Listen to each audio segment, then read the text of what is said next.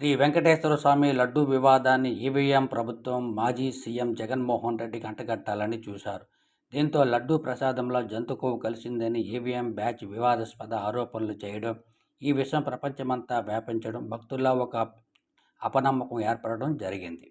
Yellow media వెంటనే రంగంలోకి దిగిపోయి లడ్డూ వివాదాన్ని తమ భుజాలపై వేసుకుని ఉన్నది లేనిది, లేనిది ఉన్నట్లుగా రాసి పడేసింది. ఆధారం లేని కథనాలను వండి వార్చింది. కలుషితమైన ఇంకును సిరాలో పోసి రోతరాతలు రాసి సభ్య సమాజం తలదించుకునేలా చేసింది. ఈ దెబ్బతో జగన్మోహన్ రెడ్డి పని అయిపోయిందని సునకానందం పొందుతున్న తరుణంలో వైఎస్ఆర్సీపీ నేతలు లడ్డూలో జంతు కొవ్వు కలిసిందా లేదా అన్న దానిపై అసలు సిసలైన వాస్తవాలను వెలుగులోకి తీసుకురావడంతో ఈవీఎం బ్యాచ్తో పాటు ఎల్లో మీడియాకు దిమ్మ తిరిగి మైండ్ బ్లాక్ అయింది. ఇప్పుడు తమ జాతి రత్నాలను కాపాడుకునే పనిలో ఎల్లో మీడియా శత విధాలుగా ప్రయత్నిస్తుంది.